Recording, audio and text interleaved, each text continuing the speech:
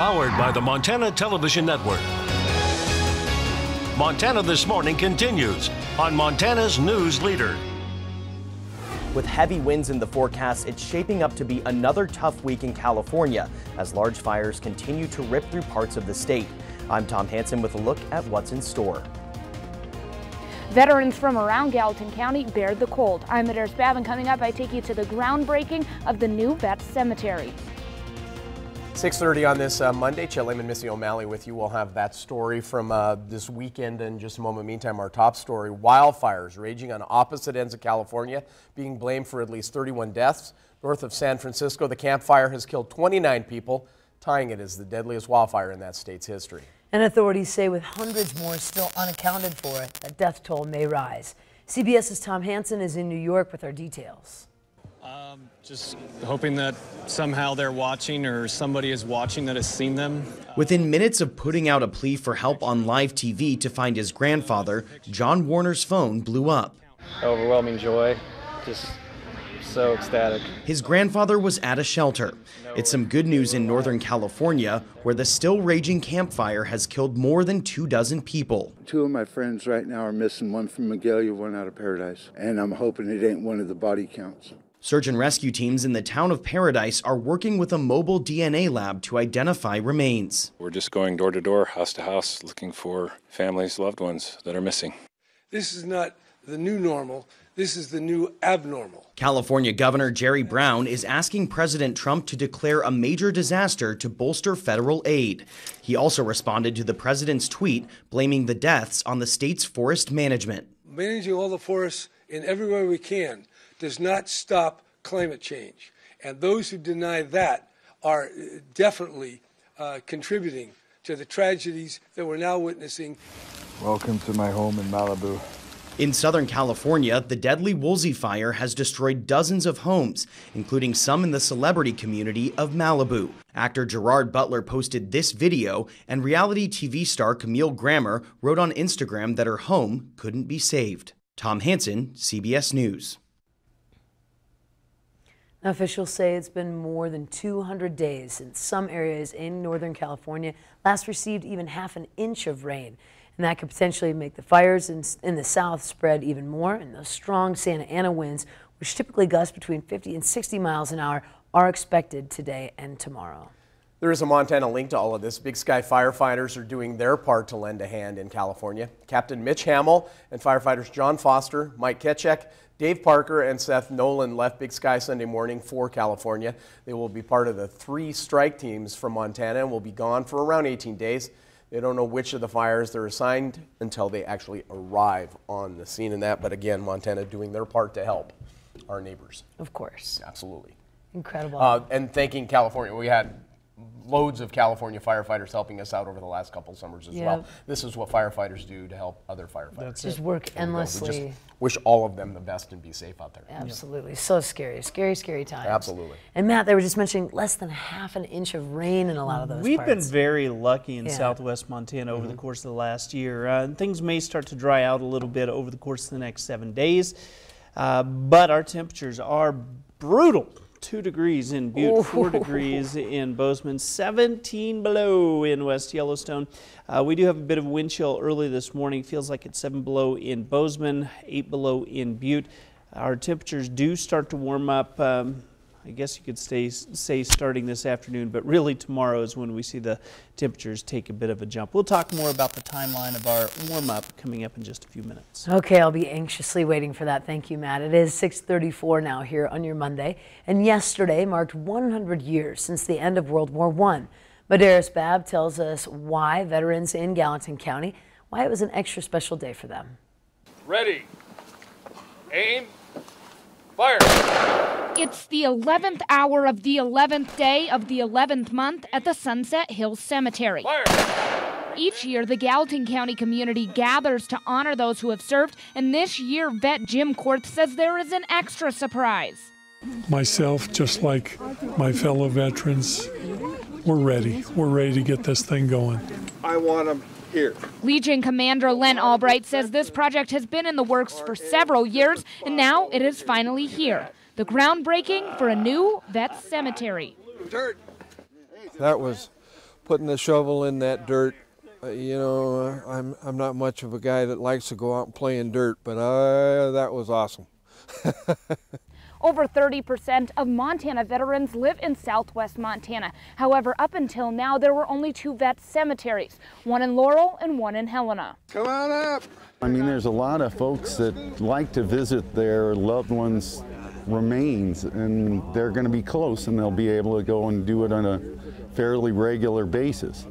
Instead, if they're up in Helena, they might not make it there but once a year, if at all. There are a lot of people in this area who have lost their veterans since we've started this, and they may be holding those ashes on the mantle or somewhere, just waiting for the day this opens up.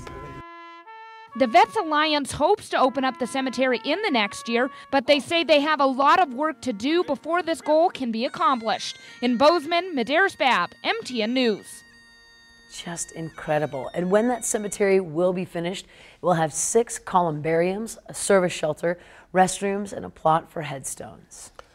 Also, a new court in Bozeman hoping to help veterans in criminal justice system find resources in the community to help them get back on track. The new program already has 9 participants and continues to grow. Veterans who are facing criminal charges will now have the opportunity to go through the Vets Court, face former National Guard officer Colleen Harrington.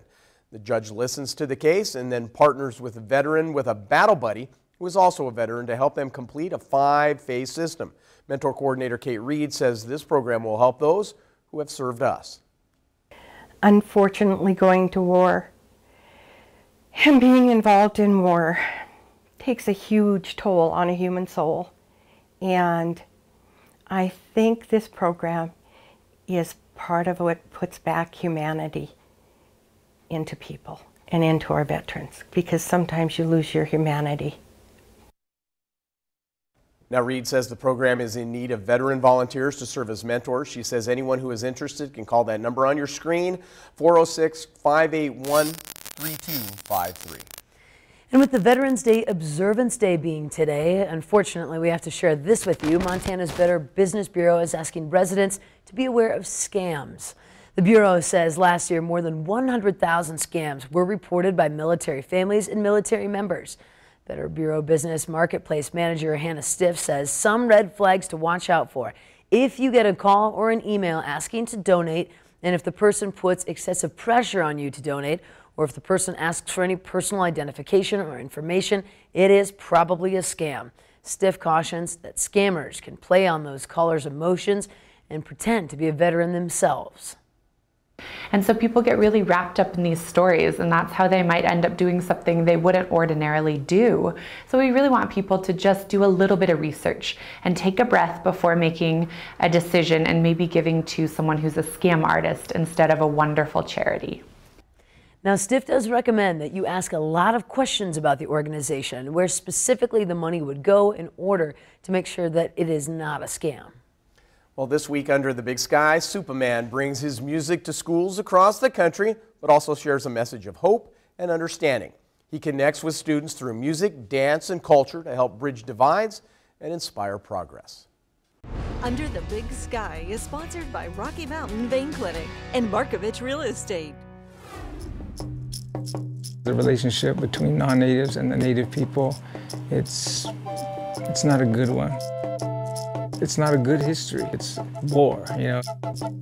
What was done to the native people had a devastating effect. Being told that you're evil, that you're less human. Even a Declaration of Independence says all men are created equal, except for these merciless Indian savages, you know. It's kind of like a bomb, and it has like shock waves that run out. Each generation is feeling that shock wave still. It's one life to live, so for me to go into a school, you know, and present, I always think that's amazing. I'm in this non-native school presenting culture, and I'm telling these kids, hey, America was founded on genocide, and they're listening to me. Wow, it's amazing, you know. So many years ago, you'll never see that, you know. They would never allow that. People are more understanding now. They're more open, you know, than their grandparents were or their great-grandparents were. Like, wow, I wasn't taught that. Man, we need to change this, you know, what can I do? I always say we can't just go to Washington and just change the system, but we can change this system, you know, in our own hearts. You can never deny somebody's kindness, somebody's love. No matter what culture they come from, no matter what their view is, when you give, you know, you get whatever you put out to the universe, you're gonna get back. If you're giving love, you're helping people, you're gonna get that back. What I try to do with my music is step in that direction. There's still a lot of healing, you know, there's still a lot of reconciliation that needs to take place. Hopefully it does. I feel we're going in a good direction, but there's so much that has to be done still.